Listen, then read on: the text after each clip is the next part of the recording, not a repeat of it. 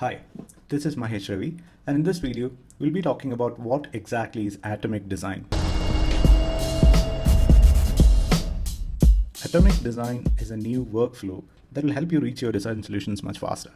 So, unlike the normal process of design thinking, where you start with an idea and you go to directly template building, wireframes, and all that, and then you fill it with your design elements, in atomic design, so you will be starting building the basic building blocks of design, like typography, colors, shapes, and then you will be eventually building your bigger design. Now, why this is called atomic design? This process is actually inspired from chemistry. So you will be first building your atom, and then atoms will be combined to make a molecule, and the molecules will become an organism. So in graphic design, the atom is basically your design system, the elements of your design, and then you put it together to make a functional component. And then when it becomes an organism, you're actually putting it into a section. And these sections will form a template, and eventually it will become your final page design. So to elaborate this process, I'm going to open XD. So we are in XD right now, and I'm going to choose a normal web template. So in atomic design, we are going to first start with the atom, right? The basic design element. So we have to create our typography. So let's choose our character style, and we will go with Helvetica New. So we're just defining in our first section. So I'm going to just call it atom, right? In our first section, we are just going to define our elements, our basic elements. So we have our heading. We have our body text as well. So we will use,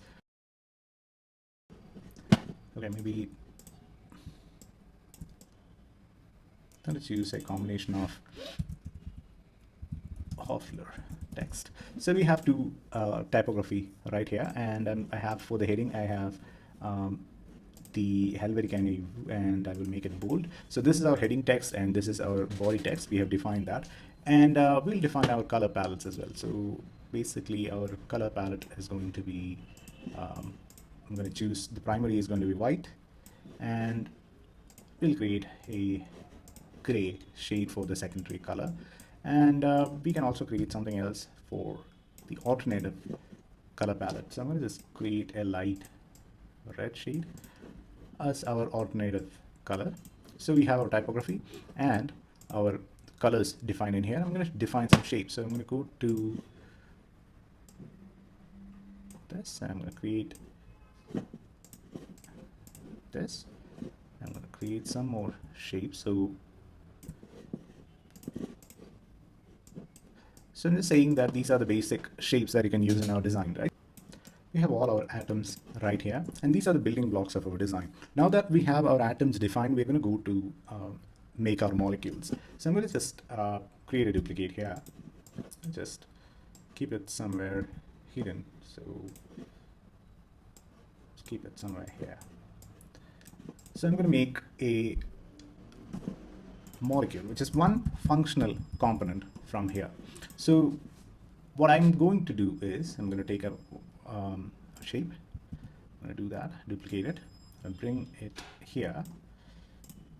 I'll change my colors right now to white. I'll build one more shape here and change that to our color.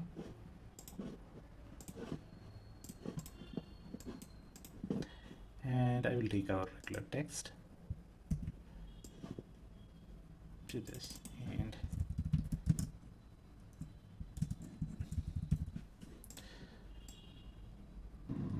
now we basically build a component which actually makes it's starting to make some sense. It is not just basic elements of design.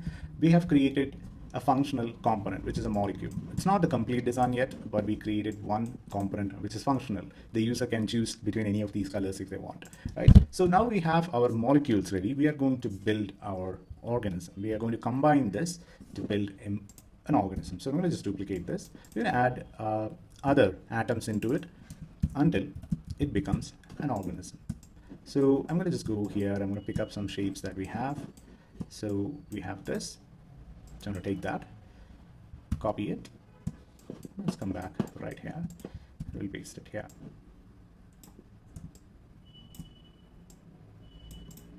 Yeah, we're going to do this. I'm going to duplicate this, bring it right here, the text.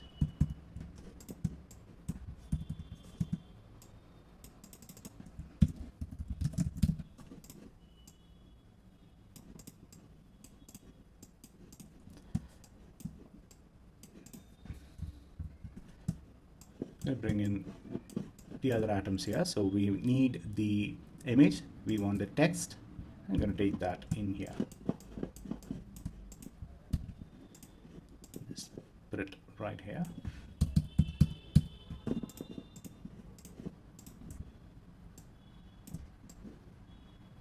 Put the heading right here and call it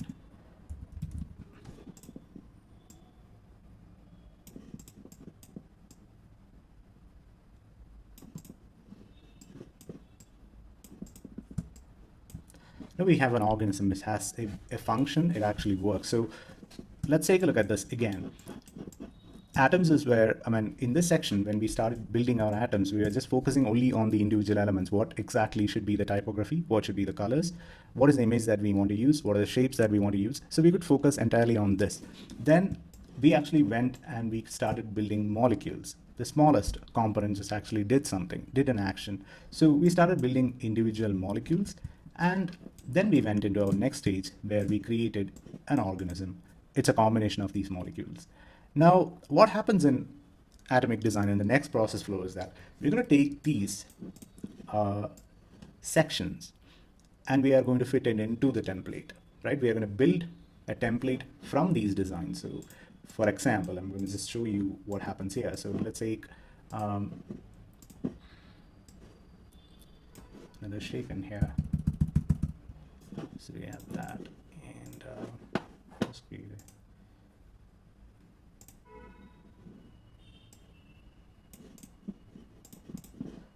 We have a section like this, and if we do, now this becomes a template.